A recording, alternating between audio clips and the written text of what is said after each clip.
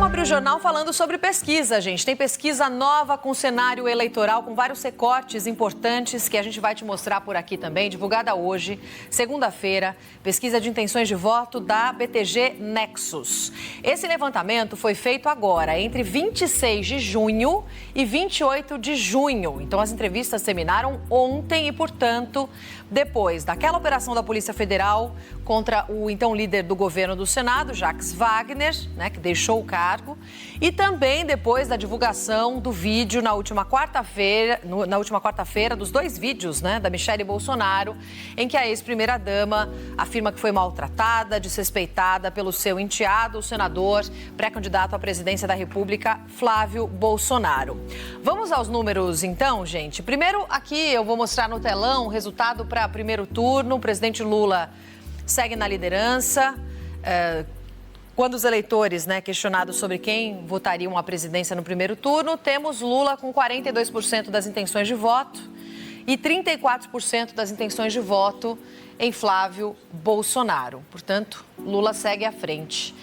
E aí a gente tem aqui, na sequência, aparecendo o Ronaldo Caiado, do PSD, com 5% das intenções de voto, Renan Santos, do Missão, com 4%, Romeu Zema, do Novo, com 3%.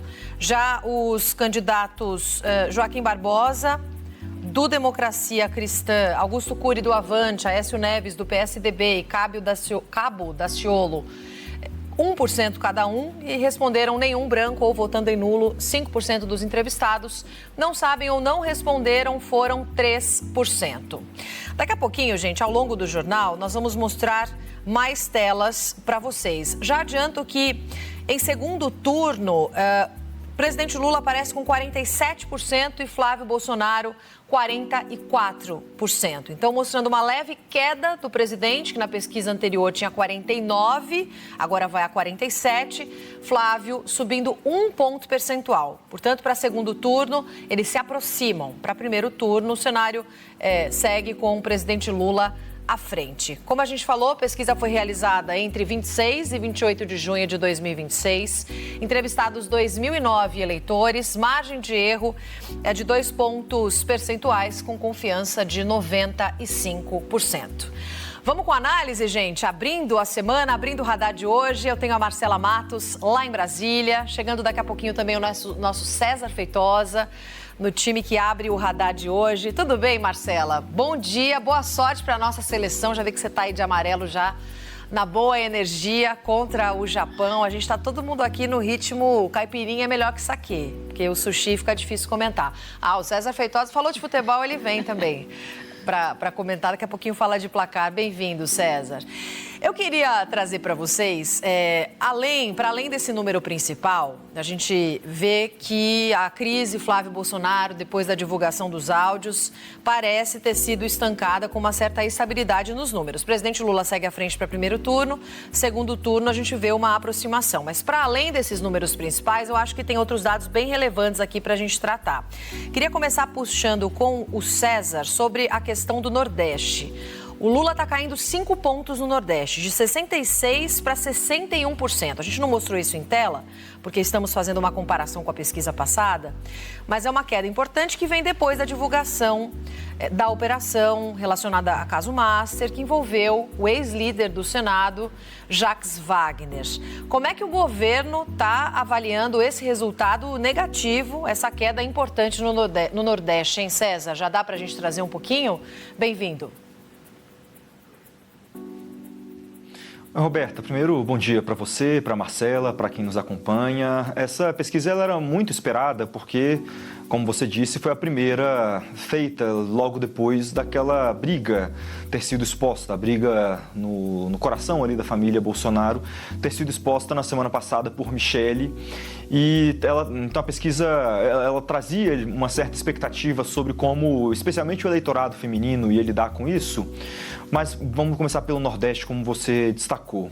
Primeiro, um primeiro disclaimer só que é importante para quem nos acompanha, é que essas pesquisas, elas elas têm aqueles 2 pontos percentuais de margem de erro para os números gerais, né, de primeiro e segundo turno. Quando eles vão estratificando, e quanto mais estratificado eles são, essa margem de erro ela é maior. Em alguns casos chega a 9 pontos percentuais, geralmente nessas de sexo e de região, ela acaba sendo um pouco menor, de cerca de 5%, a depender da pesquisa. Então, o primeiro ponto é só quando a gente vai analisar esses dados segmentados por região, por sexo, etc. Importante considerar que a margem de erro é um pouco maior. Mas nesse caso, o voto no Nordeste ele é muito importante. Foi o definidor na eleição passada entre Lula e Jair Bolsonaro. E nesse caso tem essa expectativa, essa perspectiva de que Lula continue pontuando melhor do que Flávio Bolsonaro nessa região por causa do histórico, por causa do perfil do eleitorado do Nordeste e por causa da força, em especial da força que Lula tem naquela região. Muito mais do que no Norte, por exemplo, onde Flávio Bolsonaro vem pontuando melhor, inclusive, em alguns cenários do que Lula. O Sudeste, em que Lula também aparece à frente, em especial por causa de São Paulo. E no Nordeste, Lula, mesmo assim, vem consolidando nessas últimas pesquisas um resultado melhor. Mas como você bem notou, nessa pesquisa Lula acaba caindo significativamente. Esses 5 pontos percentuais chegam ali naqueles limites da margem de erro para esse público. Então é algo que preocupa. E a operação contra Jacques Wagner, ela mostra como Flávio Bolsonaro consegue utilizar dentro daquela região esse caso em favor de sua campanha contra a campanha de reeleição de Lula. Lá na Bahia tem quase uma regra ali, um acordo não formal de não agressão entre as partes que vão disputar o governo da Bahia. Porque se você for ver, quase todos os lados do espectro político ali baiano acabam sendo afetados de alguma forma pelo caso Master. Não tanto por Daniel Vorcaro, mas especialmente por Augusto Lima, que é aquele empresário baiano que se associou a Daniel Vorcaro e ao Banco Master e que tinha um ativo super relevante, que era o Credit Sexta, aquele crédito de cartão consignado que foi entregue para ele por meio de uma licitação lá em 2018, licitação essa feita no governo de Rui Costa. Mas quando você vai ver, um dos consultores do Banco Master era ACM Neto, um dos opositores hoje do grupo petista e que, portanto, faz oposição, a principal oposição ao governo de Jerônimo Rodrigues, atualmente lá na Bahia. Então, tem quase que um pacto de não agressão entre opositores e governistas lá no estado por causa desse super envolvimento do caso Master com boa parte da elite política baiana. Mas isso acaba não pegando Flávio Bolsonaro. Flávio Bolsonaro pode se utilizar desse discurso e na Bahia ele pode conseguir talvez reverter um pouco do cenário em que ele aparece bem abaixo que Lula. Então é um cenário importante a ser visto ao longo desse tempo. O que a gente viu nessas últimas pesquisas que saíram desde o caso da operação contra Jacques Wagner foi um cenário de estabilidade para o presidente Lula nas pesquisas. Essa é a primeira que mostra algum impacto um pouco maior depois dessa operação contra Jacques Wagner, afetando um dos seus melhores amigos, o presidente Lula.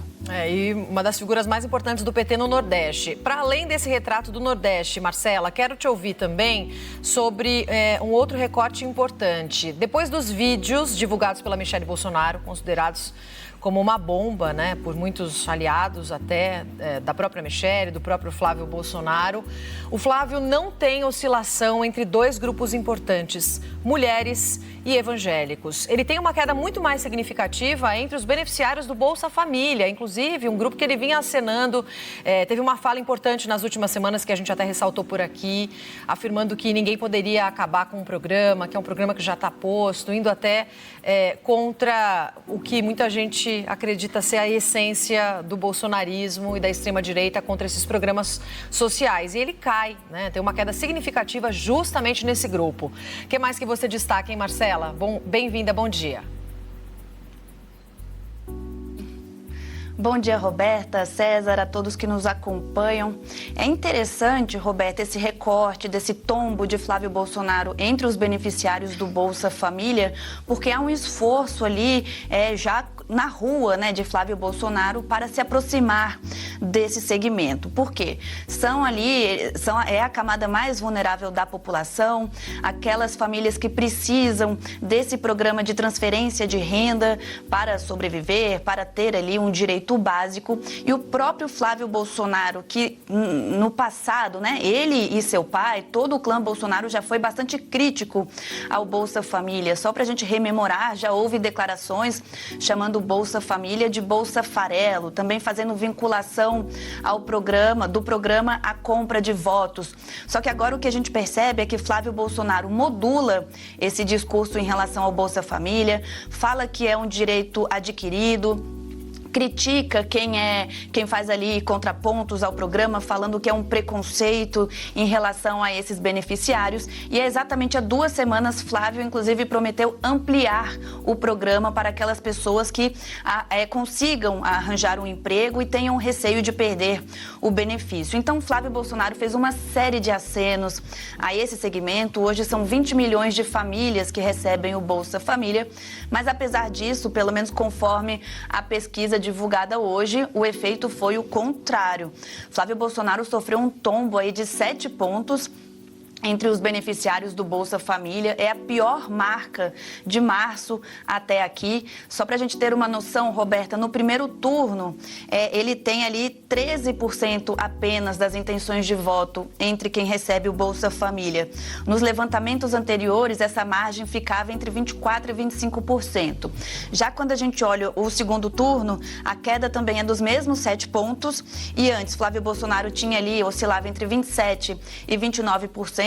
De março para cá, e agora chega então a 20% das intenções de voto em segundo turno entre os beneficiários do Bolsa Família. E o presidente Lula, ao que tudo indica, capitaliza, sim, porque o presidente Lula, claro, ele tem ali um índice mais alto neste segmento, entre os beneficiários do Bolsa Família, mas ele também cresceu nos últimos meses. Então, agora, esse índice, no primeiro turno, chega a 75% dos beneficiários do Bolsa Família que votam no presidente Lula, votam pela reeleição, e no segundo turno, esse patamar, na verdade, o patamar de 75% é do segundo turno. No primeiro turno, ele tem 68%, que mostra realmente essa primazia do presidente entre os beneficiários do Bolsa Família. E pelo menos se essa intenção de Flávio Bolsonaro, né, de fazer esses acenos, fazer essas declarações, era no sentido de se aproximar deste eleitorado, pelo menos nesse recorte, nessa pesquisa de hoje, é o que tudo indica, pelo menos até agora, essas promessas ainda não surtiram nenhum. Você gostou desse corte? Deixe seu like, ative as notificações e se inscreva no canal para estar sempre atualizado.